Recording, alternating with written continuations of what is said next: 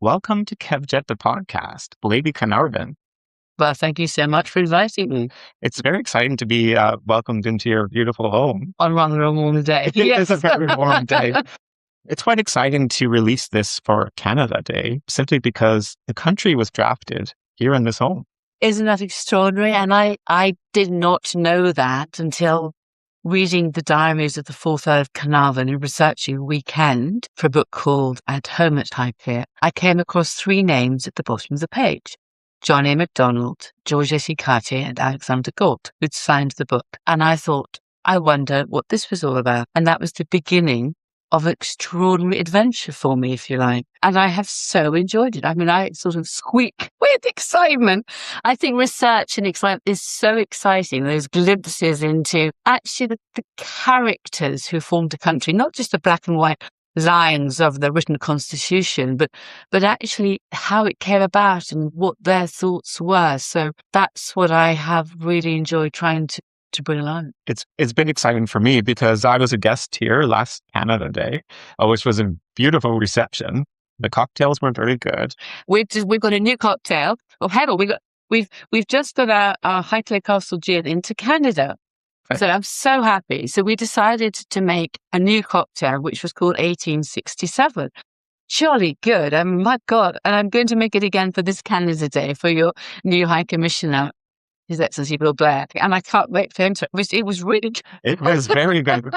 There was many consumed that day. You were all going by trade. The hydrogen is going into Canada as well. I've learned a lot about liquor and alcohol licensing as we progress and try to take it into different countries. But I wanted to go to Canada because I've been to Canada to give some talks, courtesy of your government, about Canada. And I thought, yes, let's celebrate. Let's also celebrate with all that Canada is going through when it's having to find its identity and raison d'etre again. So there were so many great stories there. It's true. And I really enjoyed the artifacts you had laid out for us while we were here. The railway was really interesting. And the fourth Earl of Carnarvon was a really good and honourable man. And he was very keen that the Canadian railway went from east to west above the 49th parallel. And he'd gone to see Disraeli, who was Prime Minister at the time, who wanted it to dip down under the Rockies on the west coast because it was cheaper. And Lord Carnarvon said, no, it has to be above the 49th parallel. So the Canadians are never in hock to the United States of America. So it was above. So we've got all the railway maps. I remember seeing it, and it was amazing because it's something that I didn't even know until I had arrived to it that day. Well, I didn't know we had the maps either. So there's not we didn't know. But I loved it. The fourth Earl was an inveterate diary keeper, so he wrote in cursive hand, and that's just so fascinating to read. His hand is also quite easy to read. And then many of the archives are also in the Kew archives, and I found some in the London Library as well. And it's how you search. I mean, it's so interesting. In a sense, a bit like Google, but how you search for the papers anywhere, because you could miss them all. And it turned out that it was General Grey, who was the private secretary to Queen Victoria. So searching under his name brought forth all these extraordinary telegrams from Queen Victoria to Lord Carnarvon saying, I approve the name Canada. And then behind it, I found all these letters saying, the dear Lord Carnarvon was trying to think of a name for the new country. What about Guelphinland? Another was Franklinland. I mean, I just loved it. There was whole pages that they were substantiating their choice. So anyway, your Canada, which is wonderful. And then there was another telegram from Queen Victoria saying, I approve the capital, Ottawa. And that was again carefully chosen to be further back from the 49th parallel to put a little bit of distance between the United States and Canada. So it's extraordinary how perspicacious Lord Carnarvon was. There are so many stories, and I can tell you more stories. I can tell you about Charles Adams. Let's hear it. Charles Adams was staying here in December 1866.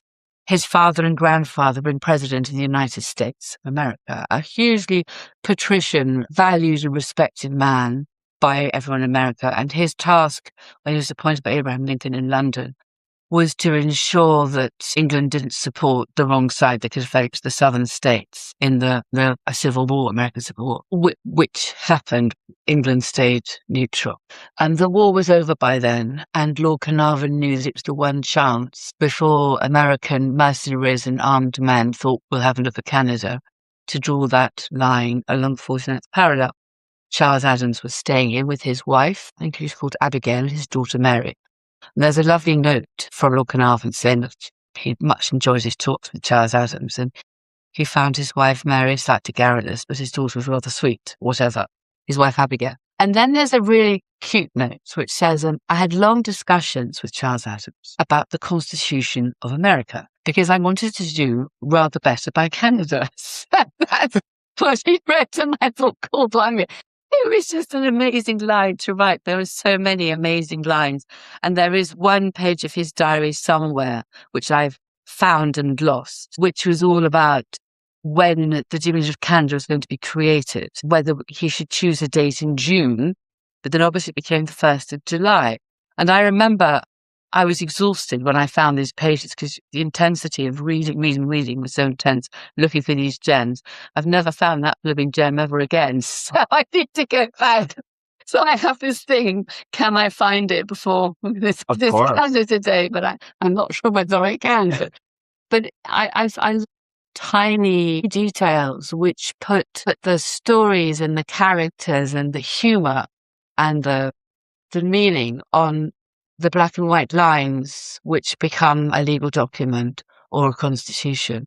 Because we are, after all flesh and blood, and it's what drives us and what emotions drive us to create the documents and the contracts, and then the country in this case. It was extraordinary.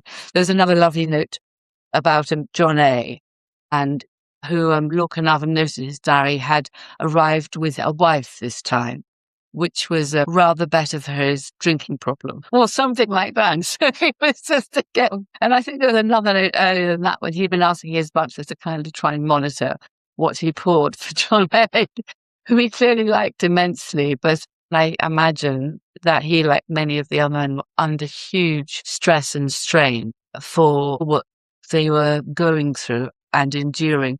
And I completely appreciate that some of Johnny's legacy has been reconsidered in the light of the treatment of native children, which is completely correct.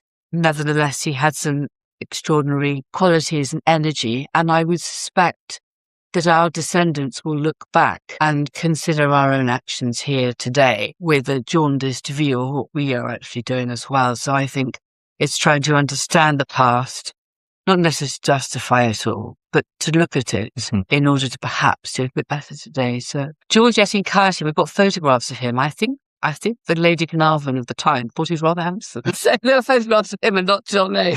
Quite funny. In her photograph album she collected. That makes this venue the perfect spot for the birth of Canada. Isn't it extraordinary how it all came together? And I think it was not really known in Canada. It still isn't known. Like, it's still something, if I speak to people in Canada, it's a shock to them when I tell them the story. The fourth Earl of Carnarvon was Colonial Secretary at the time with Derby, Disraeli and Salisbury, the three prime ministers he served under. He had travelled to Canada. He was aware of the Quebec Conference. He was aware of all the different legislation, the different conferences leading up to finally the London Conference in December 1866, out of which the drafting of the legislation came in early 1867, and the bill went to Parliament for the first reading in February 1867. So he had a long association, and he wrote some beautiful speeches about Canada and its natural wealth and resources and the beautiful wooded countryside and the Great Lakes and the people who lived there. So he had long loved Canada. He also thought that this was the time at the end of the American Civil War where we had a chance to hold the line, because as a country 3,000 miles across the sea, we couldn't, but as a new nation, you could. So that was his chance, and he drove it forward. He thought this was it. Otherwise, they'd lose the chance. And John A. Macdonald wanted to be called the Kingdom of Canada, You know that because he wanted a closer association with Britain. Lord Carnarvon thought that would be more inflammatory to the Americans, so they settled on the Dominion of Canada as a halfway house. And forwards they went. It was actually quite a good constitution. I found it fascinating as it's tried to protect minorities. And I was lucky enough to be asked by part of the Canadian government, and I gave a talk just before COVID in Ottawa. Then I travelled to Montreal, where I managed to speak in French, and Toronto. So I really enjoyed doing it. It was too brief, but it was a start, and I would love to go back.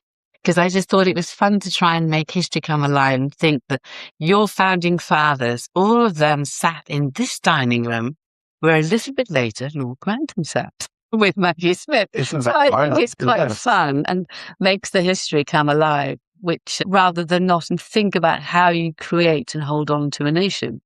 Do you get many Canadians who are visiting ask questions? I did a big Canada Day in 2017, and your High Commissioner Janice Charette came along, and it was like the opening of a Pandora's box, and that led in 2019 to going to Canada. What happened then was, curiously enough, COVID, and I think COVID shut down, but it shut down the world in quite a good way because it was quite silent. And the natural world recovered because, funnily enough, it's not the natural world causing global warming, which is why we're so hot today and warm in this house. It's our activity, which I think was very clear. And the lagoons in Venice became clear. The roads became silent. The birds' song returned. The planes were quiet, and the world began to recover. And then we started again. So, but equally well in terms of relations and what we were doing, building up, that also fell apart a little bit. And I think we're only just beginning to pick up again now, bizarrely. It's taken a long time post-COVID. And the relationships you built and what you've achieved then stopped until you could start again. So I'm hoping it might yet start again. We could have some fun. But I love Toronto. The traffic was worse than London. I loved Montreal, and because they speak Montreal French, they couldn't comment on my own French.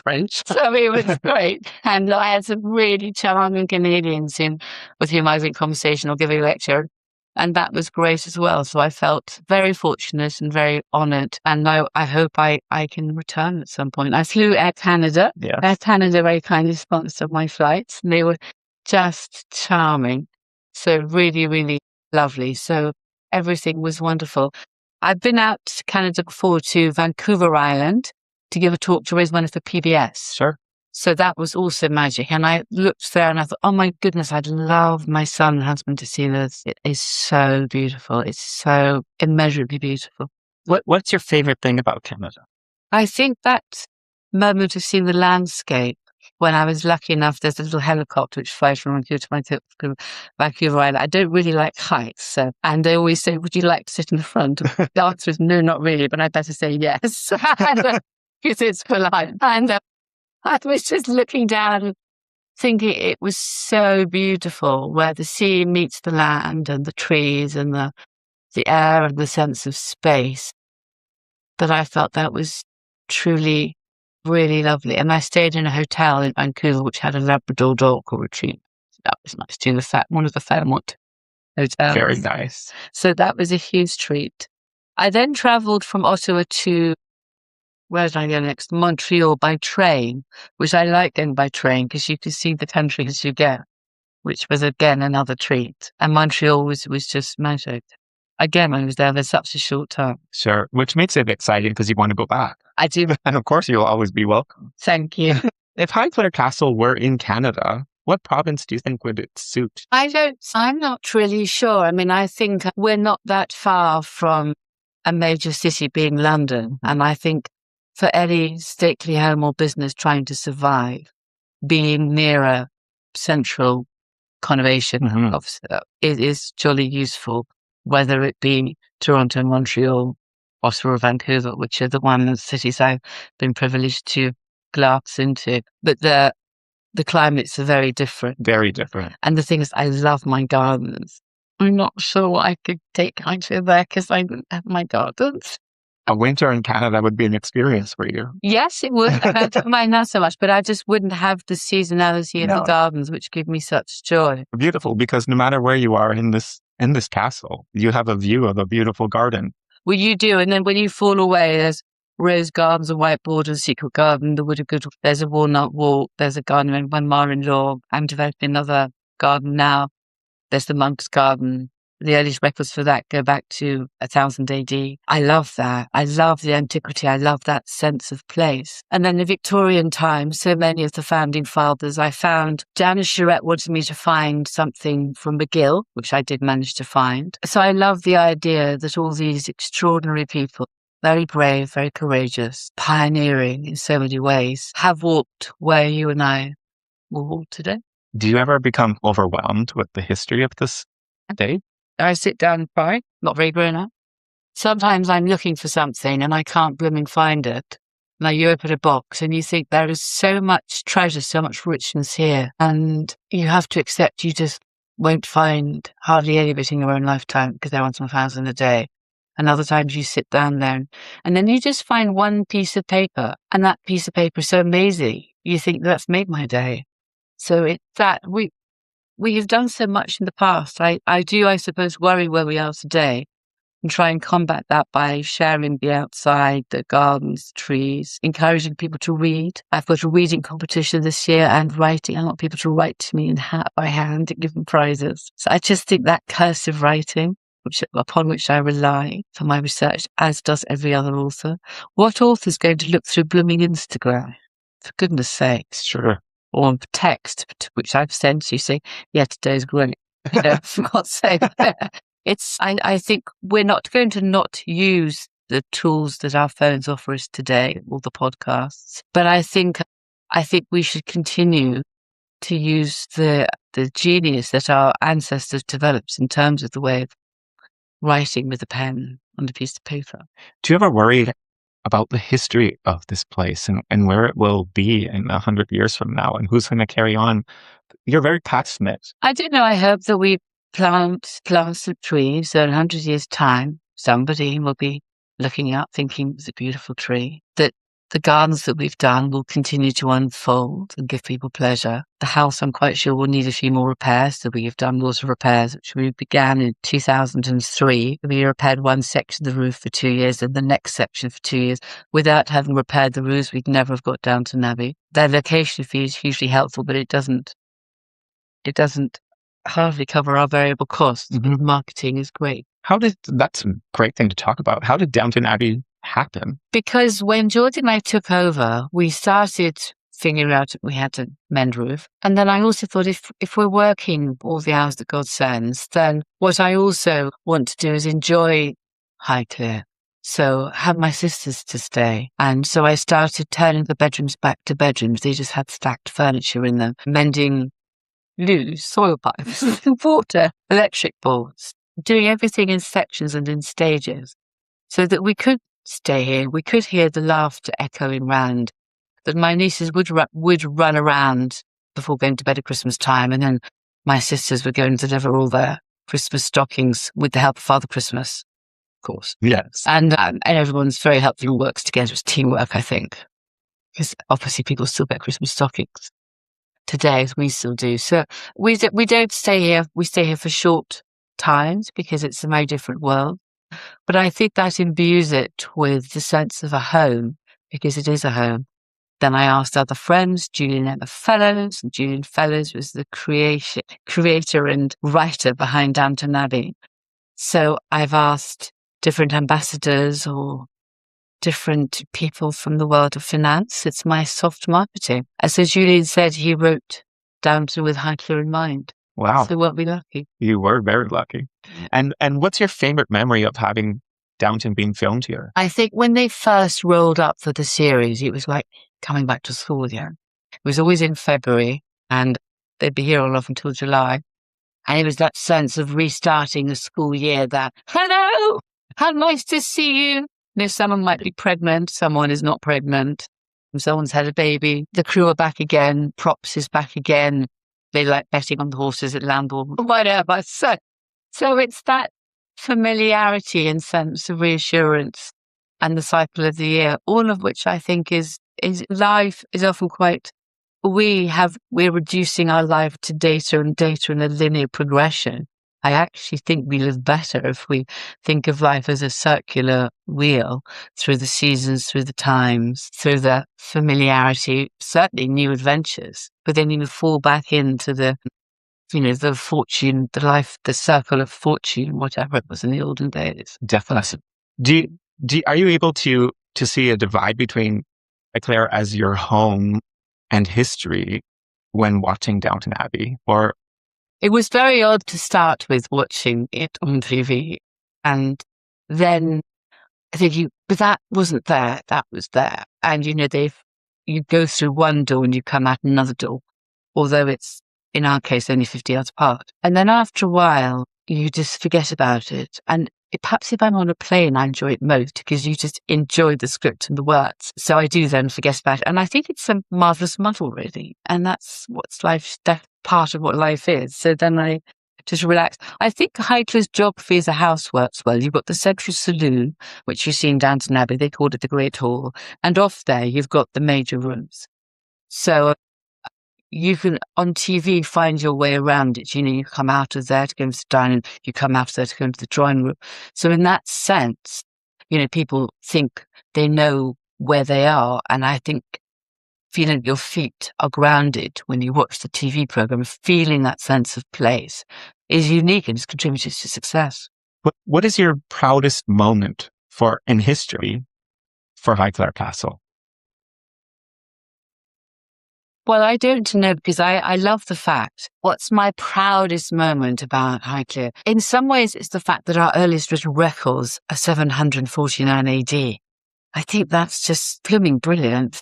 So I can therefore just share stories from the history for 1200 years. And you can relate to what you read in written documents from the Bishop's Rolls of Winchester to where we are now. You can understand that in, whatever it was, 1312, they were mending 6 mangers and putting more tiles on the roof. Different building, different shape, recycled though, and the innards of the older buildings are still within the innards of the current building. So I think it's that sense of continuity, which in a wibbly wobbly world today, when I think we're wondering where our culture is and where our society is and what matters, that sense of continuity is something that I really love. And I am, proud. I am really proud to have found, and I have so much more research. I have so many papers I haven't read about Canada Day and creation of Canada. I have files, and I produced a booklet, which I just gave to Canadians, and I only produced a few thousand, so they've all gone. I'd like to redo that. I'm equally well proud the fact the 5th Earl of Carnarvon discovered the tomb of Tutankhamun. Amazing. No Lord Carnarvon, no Tutankhamun. That's some good earls. My husband's a good earl too. Exactly. Did you find it intimidating when you came into the family with all of the history? Did you find it overwhelming? Well, when I married my husband, his father was still alive, so it's his castle. So I didn't actually think about it at all. And because my pa-in-law's father had lived till he was 90 odd, and my pa-in-law died rather quickly at the young age of 78, I didn't have time to think really, which has been a fun step of my life.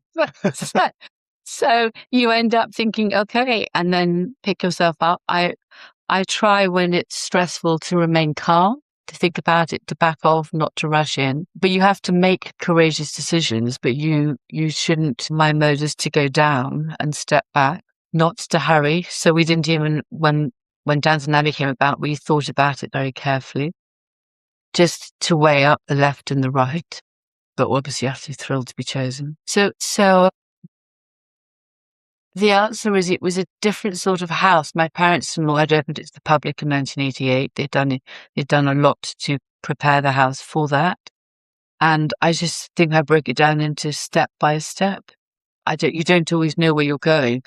With the point you are now, you look back and think, well, that was the path, but you don't know that's the path when you're looking forward. And all my paths in the garden are wibbly wobbly. They all are serpentine because I don't actually think I know where we're going. And I just like the odd surprise. And then you come somewhere it's a bit blocked because you should actually turn to the right or the left. So I like that too. I love that.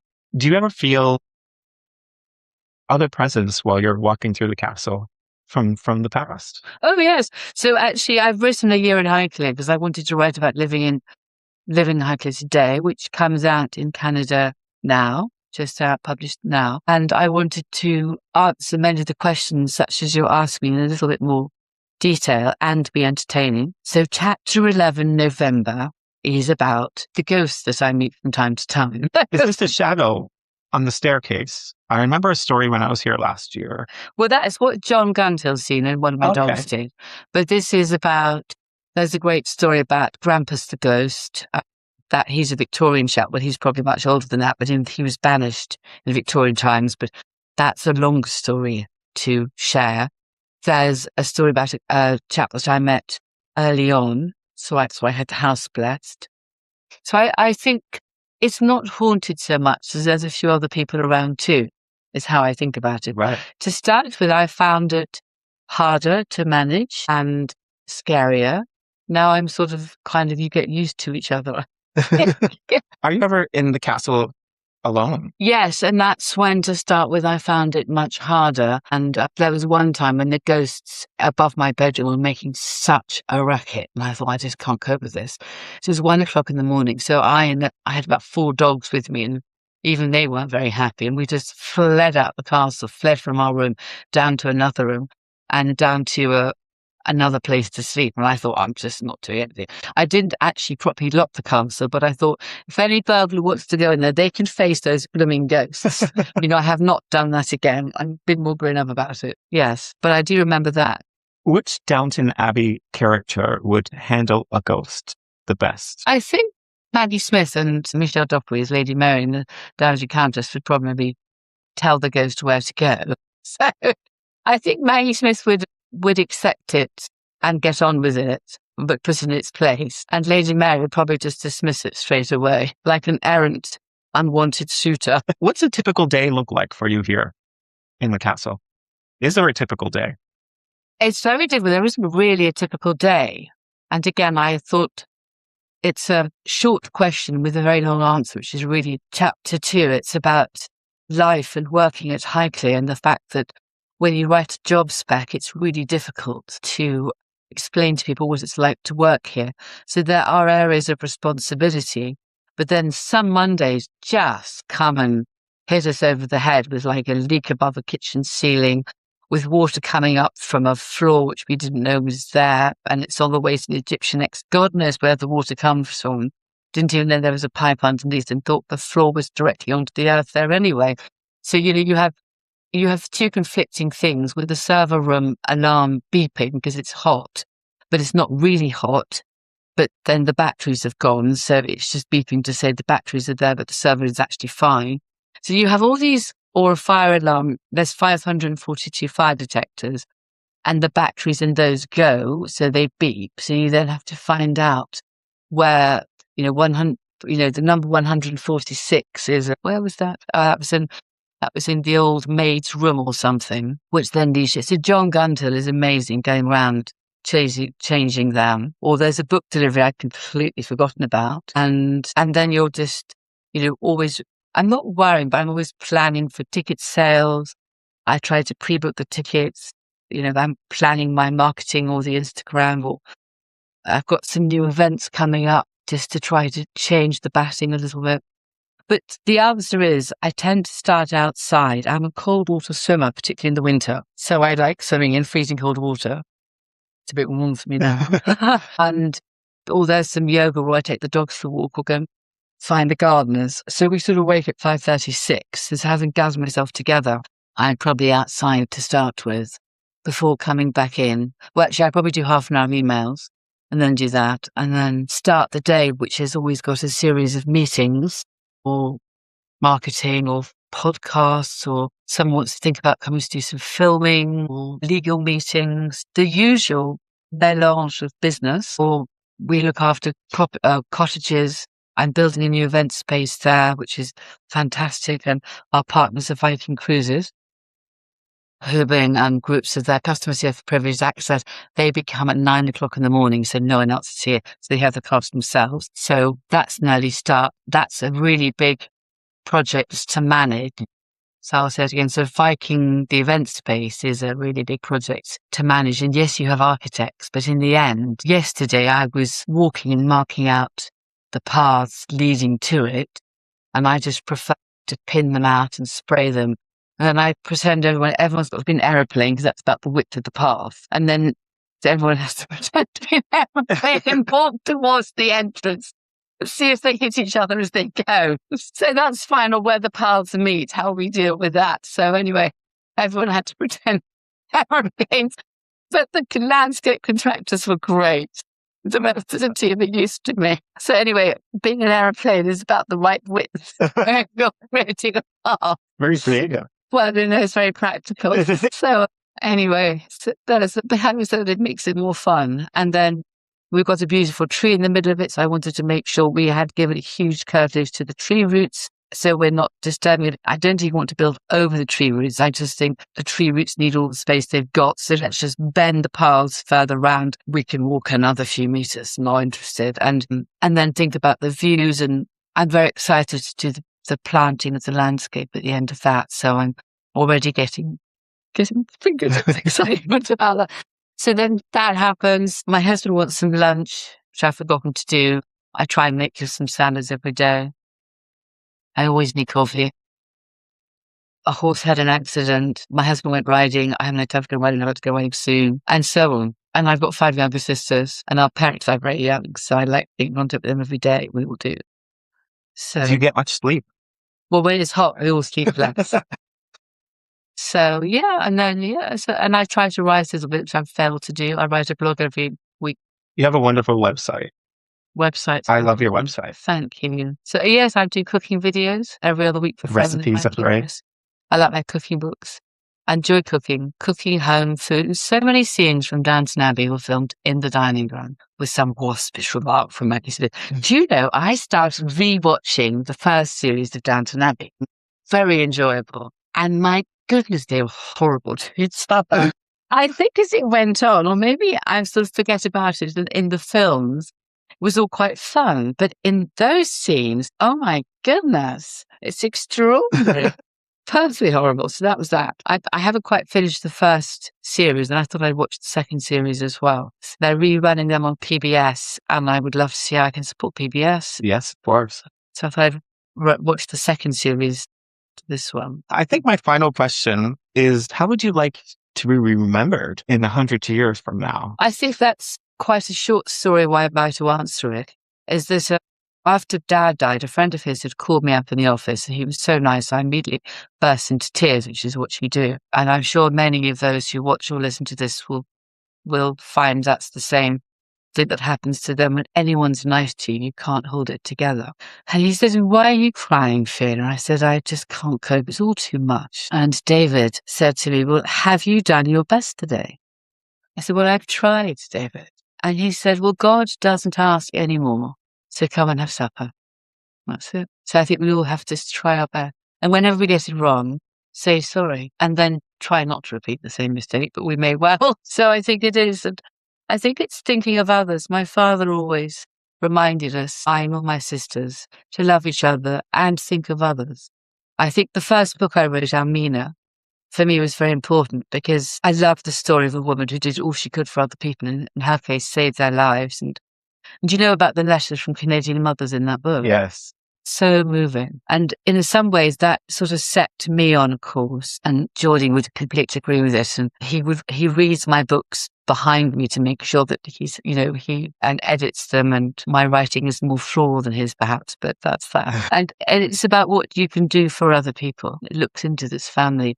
I hope Highclere looks out, and we're all in it together. And it's funnily enough, we need enough money to pay people's salaries and their mortgages and to live each day, but that's not what life's about. Life is about the community and being together and do what you can for other people and planting another tree and having a cup of coffee, possibly a glass of wine, and going cocktail. Do you know, cocktails are and our new event space is going to have an awesome cocktail bar. So no one's going to escape from that moment of, yes, let's stop and pause and have a laugh. Beautiful. Thank you so much, Lady Carnarvon. I really enjoyed our conversation. been a bit random, hasn't It's it? random, probably? and I love it. Yeah, that's what I love. Well, thank you very much indeed. Cheers.